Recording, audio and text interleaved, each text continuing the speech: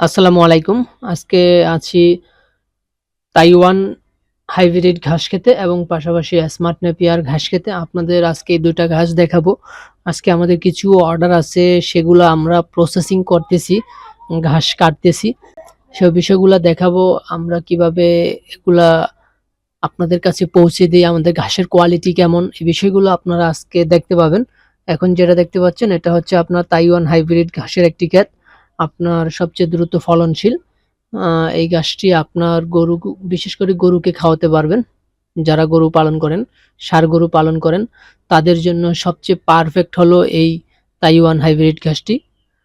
তো আপনারা যারা পাশাপাশি অন্যান্য ছাগল বা গাভী গরু পালন করেন, সেই ঘাসটাও আপনাদের আজকে এই ভিডিওতে দেখাবো, কোন ঘাসটা চাষ করলে ভালো হবে।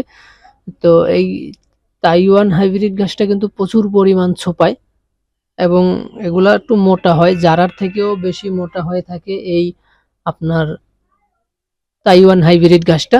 একটা উঁচা জমির ঘাস, আপনি খুব দ্রুত কাটতে পারবেন। আর এখন দেখাবো হলো ছাগল পালন করলে বা গাভী গরু পালন করলে কোন ঘাসটা চাষ করবেন। এই যে খাটো জাতের এই ঘাসটা দেখতে পাচ্ছেন, এটাও কিন্তু অনেক ছোপায়। ১ম বার লাগালে ৪০-৫০ টা একটা ছোপায় হয়ে যাবে। এটাতে ২২-২৫% প্রোটিন আছে। হাই প্রোটিন সমৃদ্ধ একটি ঘাস।